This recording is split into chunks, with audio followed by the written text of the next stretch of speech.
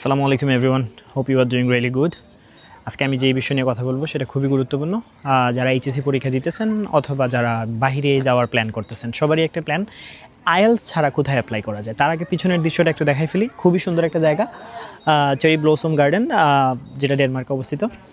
So যারা already আছেন এখানে, you are welcome to visit. আর যারা ইন ফিউচারে আসবেন অবশ্যই জায়গায় আসবেন, জায়গাটা খুবই সুন্দর। বাই দ্য ওয়ে, চলেন আমরা টপিকে যাই। আইএলস ছাড়া কোন কোন দেশে অ্যাপ্লাই করা যায়। কিছু ইউরোপের কিছু কান্ট্রি আছে যেগুলোতে আপনি আইএলস ছাড়া অ্যাপ্লাই করতে পারবেন। তারপরেও যে বিষয়টা আপনাকে খেয়াল রাখতে হবে সেটা হচ্ছে যে এটা একটা লেন্দি প্রসেস হবে। অ্যান্ড ভালো যেই মানুষগুলা এইটা হ্যান্ডেল করে, যারা ভালো কাজ করতে পারে, তাদেরকে দিয়ে যদি করাইতে পারেন, I hope you will get a positive result. আমি আমার জায়গা থেকে আমি যতটুকু জিনিস জানি আমি সেগুলো ক্লিয়ার করতেছি। নাম্বার 1, সেটা হচ্ছে জার্মানি। আপনি জার্মানিতে আইএলস ছাড়া অ্যাপ্লাই করতে পারবেন, বাট এখানে একটা কন্ডিশন আছে, আপনার এমওআই অবশ্যই লাগবে। ইভেন আপনি যদি ভালো কোনো ইউনিভার্সিটি থেকে বাংলাদেশ থেকে ব্যাচেলার কমপ্লিট করেন, লাইক নর্থ সাউথ অথবা ব্রাক, তাহলে ওরা আপনার এমওআইটা অ্যাকসেপ্ট করবে। সো বাকিদের অ্যাকসেপ্ট না করার পসিবিলিটি একটু কম। যদি পাবলিক ইউনিভার্সিটি হয়, ম্যানেজ করতে পারেন, কনভিন্স করতে পারেন, দ্যাটস ওকে। এটা গেল নাম্বার 1। নাম্বার 2 যে বিষয়টা হচ্ছে সেটা হচ্ছে ইতালি অথবা ফ্রান্স। যদিও এরা স্টুডেন্ট খুবই কম আনে, তারপরও আপনি ইতালি এবং ফ্রান্সে আপনি আইএলস খুবই মিনিমাম একটা স্কোর 5.5 অথবা 6 দিয়ে অ্যাপ্লাই করতে পারবেন।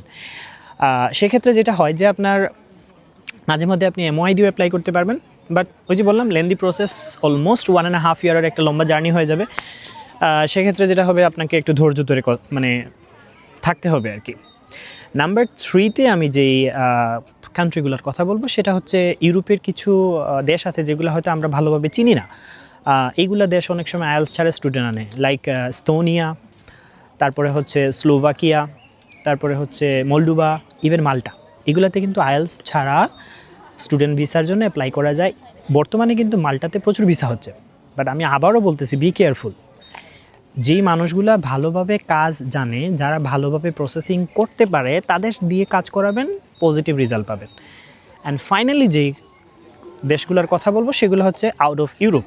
মানে আপনি যদি মনে করেন যে আমি আইএলস পরীক্ষা দিবই না, আমি তারপরও বাইরে পড়াশোনা করতে যাব, তাদের জন্য আমি বলবো যে আপনারা মালয়েশিয়া দেখতে পারেন, চায়না দেখতে পারেন, জাপান দেখতে পারেন। এগুলো হচ্ছে আইএলস ছাড়াও দেওয়া যায়। তবে এখানে একটা মানে ডিফিকাল্টি আপনাকে ফেস করতে হবে, সেটা হচ্ছে আপনার ল্যাঙ্গুয়েজ কোর্স। ওদের এখানে গিয়ে ওদের ল্যাঙ্গুয়েজ কোর্স মনে হয় 6 মাস অথবা 1 বছরের করা লাগে।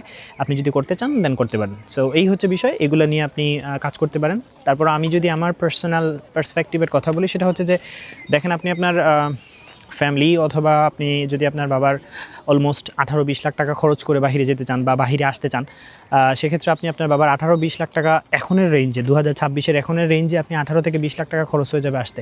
আপনি যদি আপনার বাবার 18 থেকে 20 লাখ টাকা খরচ করে বাহিরে আসতে পারেন, দেন আপনি 2 লাখ টাকা যদি আপনি আইএলসের পিছনে খরচ করেছেন, আমি বলবো না যে এটা আপনার জন্য ব্যাড কোনো কিছু হবে বা খারাপ কোনো কিছু হবে। সো যে জায়গায় আপনি 18-20 লাখ খরচ করতে পারতেছেন, আমি বলবো এখানে আপনি 2 লাখ টাকা আইএলসের জন্য খরচ করেন, আপনার জন্য সেটা ভালো হবে। কেননা আপনি যদি একবার এক্সামটা দিয়ে দেন, আইএলসের একটা ভালো ডিজায়ার স্কোর পান, এই একটা স্কোর দিয়ে পৃথিবীর যে কোনো দেশে আপনি অ্যাপ্লাই করতে পারেন। তখন আপনার কাছে ফুল পৃথিবীটাই মনে হবে যে open, I can apply in any country.